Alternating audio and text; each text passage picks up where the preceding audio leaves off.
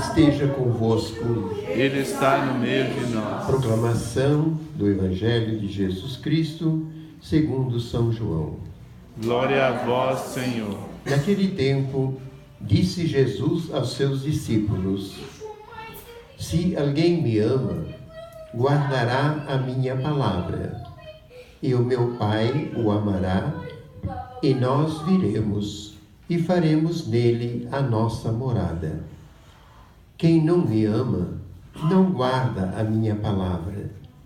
E a palavra que escutais não é minha, mas do Pai que me enviou. Isso é o que vos disse enquanto estava convosco. Mas o defensor, o Espírito Santo, que o Pai enviará em meu nome, ele vos ensinará tudo e vos recordará tudo o que eu vos tenho dito. Deixo-vos a paz. A minha paz vos dou, mas não a dou como o mundo. Não se perturbe, nem se intimide o vosso coração. Ouvistes que eu vos disse: vou, mas voltarei a vós. Se me amasseis, ficarias alegres porque eu vou para o Pai, pois o Pai é maior do que eu. Disse-vos isto agora, antes que aconteça, para que, quando acontecer, vós acrediteis. Palavra da salvação. Glória a vós, Senhor. O Evangelho anunciado, sejam-nos perdoados os nossos pecados. Queridos irmãos e irmãs, como é bom, como faz bem ouvirmos uma palavra do próprio Deus, nosso Pai, que se dirige no seu infinito amor aos seus filhos, dia após dia, semana após semana, domingo após domingo.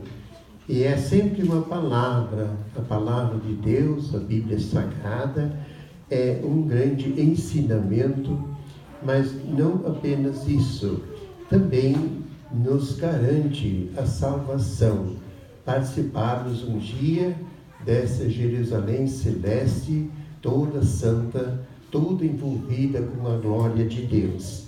Então, os textos de hoje, a primeira leitura, é muito interessante para nossa vida, sabermos que constantemente vamos nos encontrar com imprecisões, com dificuldades e até com falsos profetas que ensinam não a sã, a verdadeira doutrina cheia da saúde de Deus, mas falsas doutrinas, coisas dos homens, E esse texto nos mostra qual é o procedimento que a gente deve ter nesses casos, É o discernimento para resolver a questão de acordo com o Espírito Santo de Deus.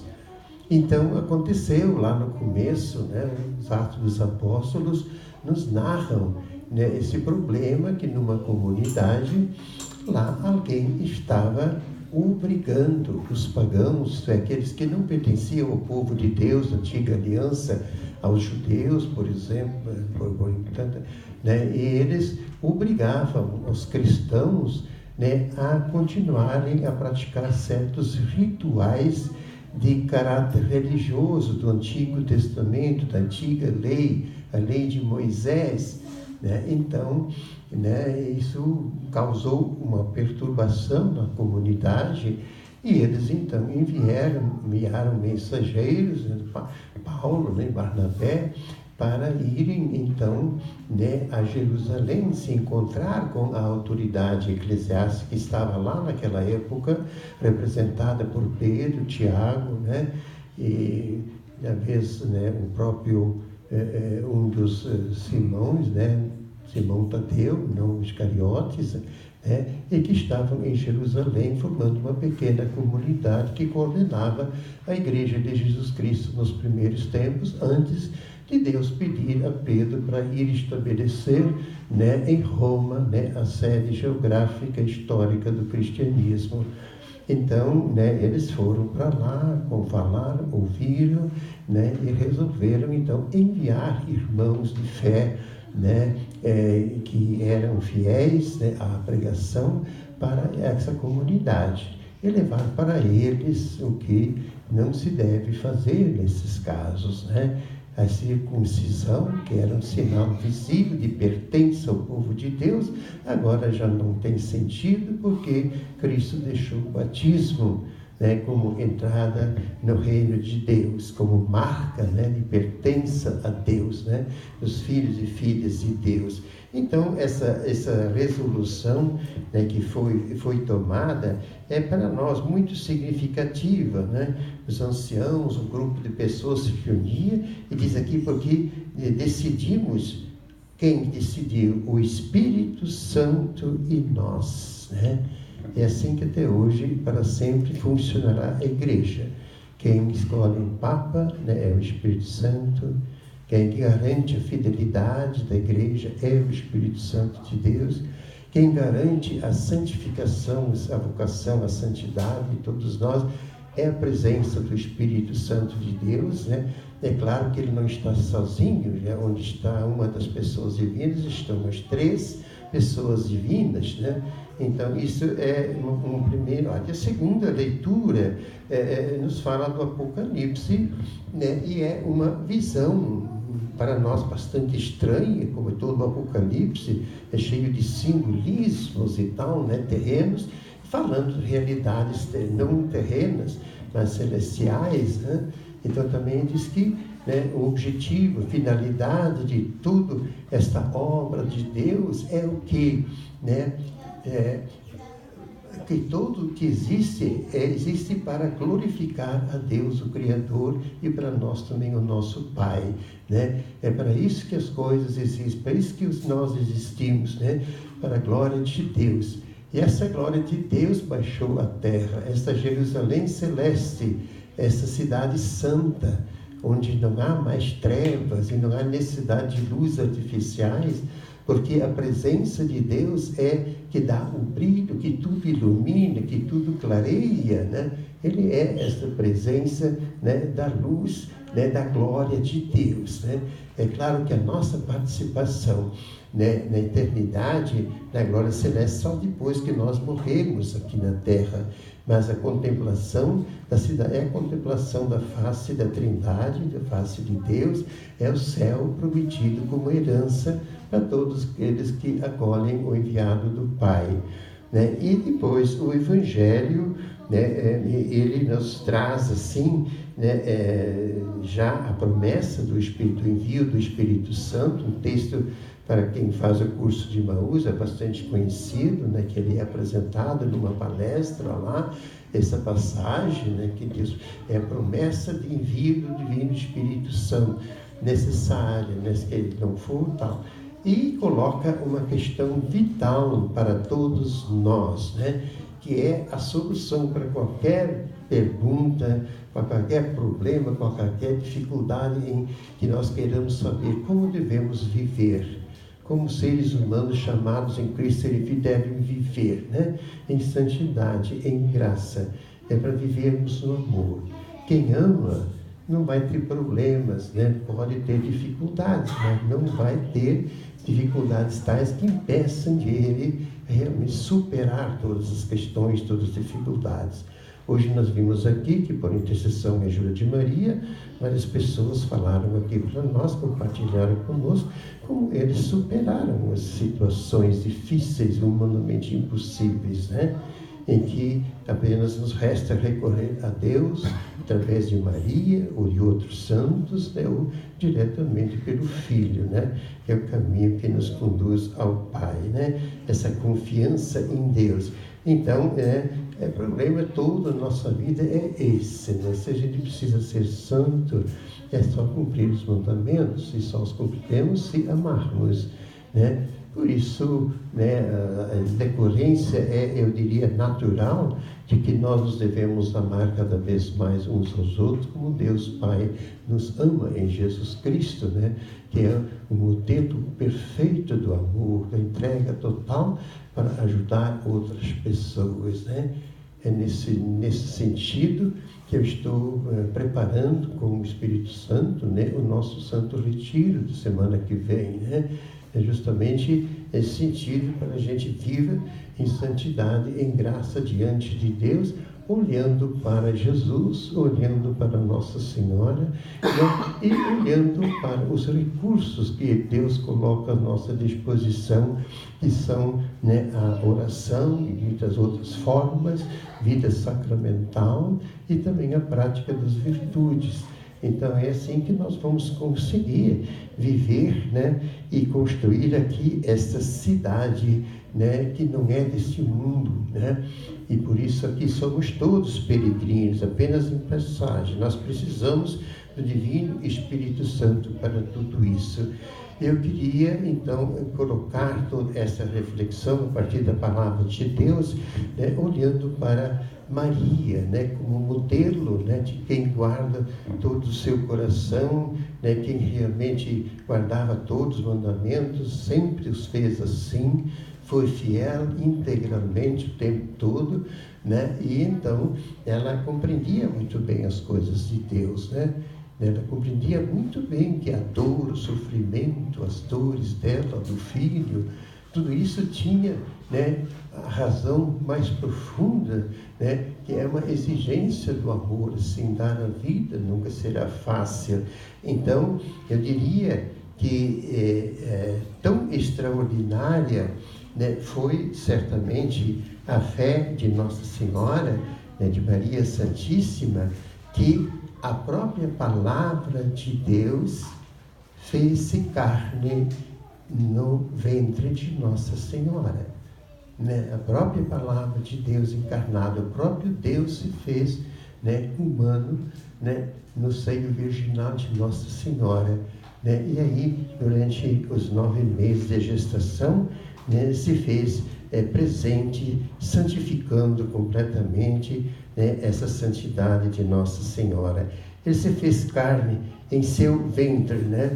Então, e isso tudo porque antes de ter, né, o Verbo de Deus em seu ventre, ela o teve sempre no coração, na vida dela. Isso todos nós podemos fazer. Todos nós podemos fazer.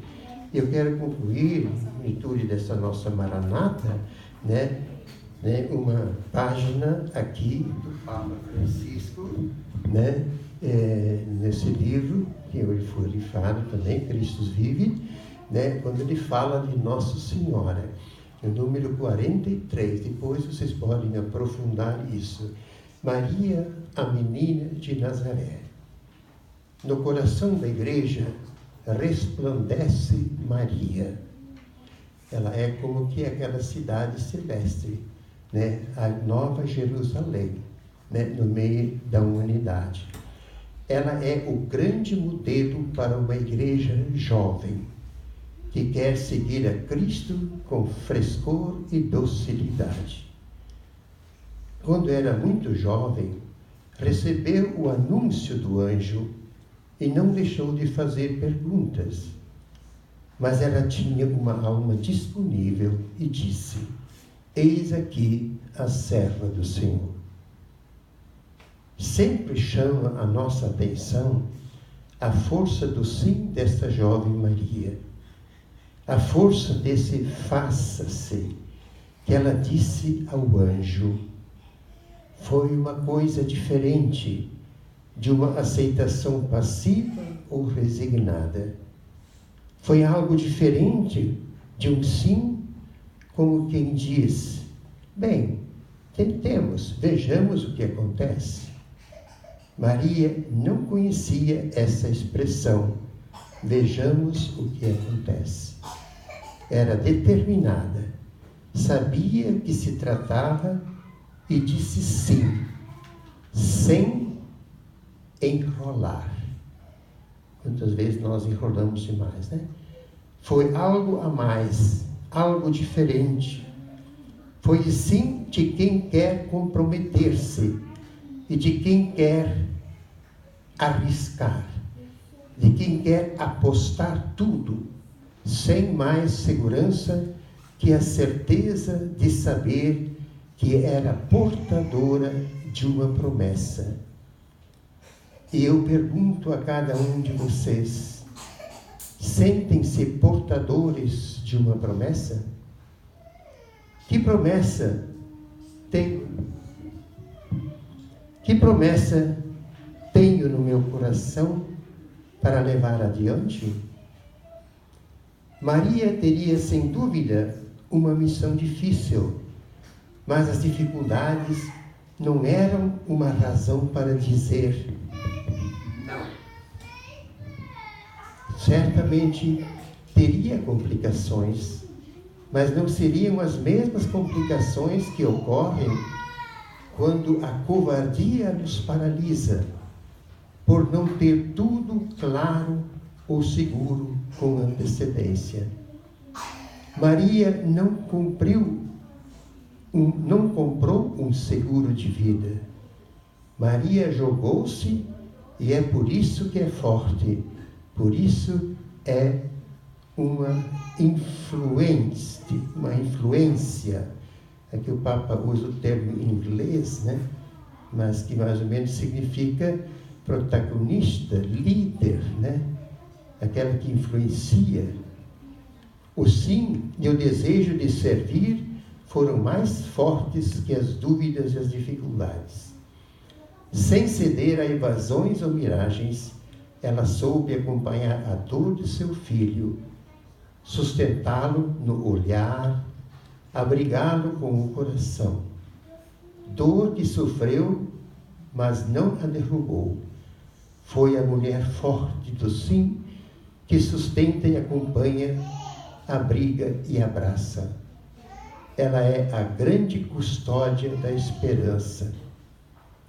Dela aprendemos a dizer sim com teimosia, paciência e criatividade daqueles que não se encolhem e voltam a começar. Maria era a menina de alma grande, que estremecia de alegria. Era a adolescente com os olhos iluminados pelo Espírito Santo, que contemplava a vida com fé e guardava tudo em seu coração de menina. Era inquieta, a que se punha continuamente a caminho, que quando soube que sua prima precisava dela, não pensou em seus próprios projetos, mas foi à região montanhosa apressadamente. E se fosse necessário proteger o seu filho, lá ia com José para um país distante.